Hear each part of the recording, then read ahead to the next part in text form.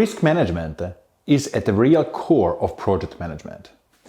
The same definition of a project makes it very clear. Projects are focused on undertaking a unique scope of work. This uniqueness implies elements that cannot be entirely foreseen, like the effects of a decision taken, the availability of performances of the resources involved, the stakeholders' reaction, and so on. In other words, this unicity inevitably brings uncertainty along. Many of the best practices in project management, like planning, scheduling, budgeting, or feasibility studies, are eventually methods for reducing this uncertainty. Some authors have even suggested replacing the term risk management with uncertainty management, emphasizing the importance of analyzing risky events and circumstances and identifying and managing all the sources of uncertainty that shape our perception of opportunity or threat. No matter how well managed and planned a project is, there will always be a residual amount of uncertainty that is impossible to eliminate or reduce. To start managing risks, we first need to have a clear definition, and we can easily use the one provided by the Project Management Institute that is simple enough but still complete and actionable.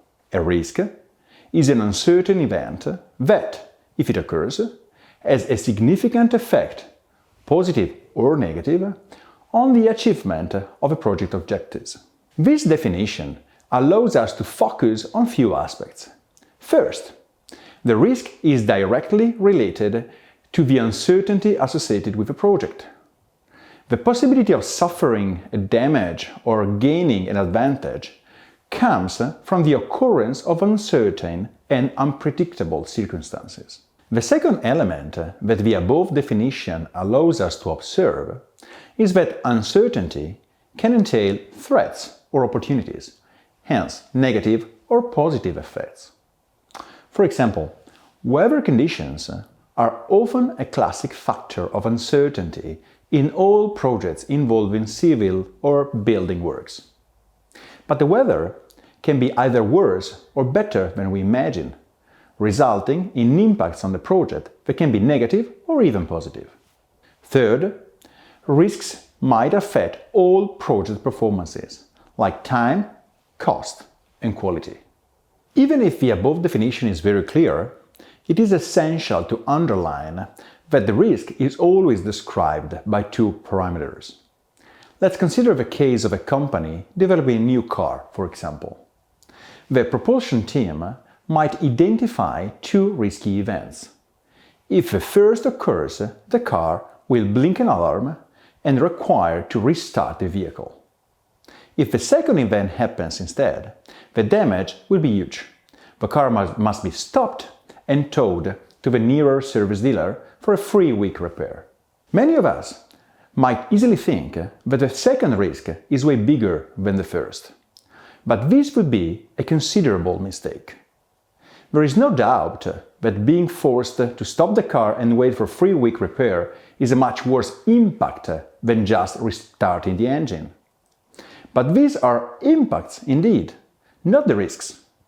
In other words, we are not considering that the impact is connected with an uncertain event that is not sure, but has got a certain probability of occurrence. If, for example, the engine restart probability is 80%, while the probability of a major malfunctioning is lower than 0.000001%, we might reconsider the priority to be given to the risks and focus our attention primarily on the first one. There are always two key parameters that characterize risks. On the one hand, the impact, either negative or positive. For example, the economic, monetary, or temporal quantification of the effect of a risk. On the other hand, its probability of occurrence. For example, the likelihood that the event will actually occur. What are the main sources of uncertainty? The causes of risk in a project are varied, depending on the specifics of the project.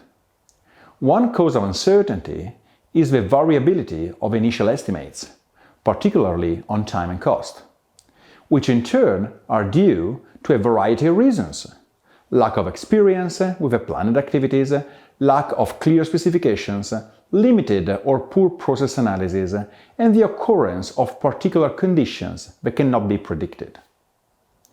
Another important source of uncertainty is the complexity and the number of actors and stakeholders involved in a project. Risks may relate to project team members or stakeholders' relationships and involvement, aspects of a project environment, or to organizational structures. Again, uncertainty can be linked to factors internal to the company, lack of adequate resources, use of ineffective communication and control tools, for example, or external factors, uncertainty of the external environment, delay by the supplying company, marketing factors, and so on. It would be reductive and not very useful to list or systematize project risks without considering the specific characteristics of individual projects, the variety of possible risks, and the number of scenarios to be assumed are too wide. As there is a plurality of uncertainty causes, also the impacts of project risks are varied. The risk can affect factors such as the activities impacting cost, time, and quality, the people involved in the project, or the final output, mismatch between actual cost and budget, lower production or service performances, problems during the product life cycle, and so on. Now that we have properly defined the risk, we can turn our attention to the risk management process. Within the project management discipline, risk management includes all the processes related to managing the correct responses to risks, identifying and analyzing risks, defining response actions, and monitoring them throughout the whole project life cycle. One last note must be made before closing this introduction. The risk management process cannot and should not be aimed to manage all the possible risks, but only those with some characteristics. Many times I am asked if projects should include in the risk registers events like a possible new pandemic or a new 9/11. Normally, the answer is no, unless they are strictly connected to the core of the project. A good and practical way to select what risks are eligible for being managed in a project is to refer to their nature. We can split risks into three categories. There are the known knowns, things that we know. But there are also known unknowns. In other words, we know that there are some things we do not know about. Finally, there are the unknown unknowns, things we do not know that we don't know. The known knowns are not risks, but predictable events we can and should manage in planning.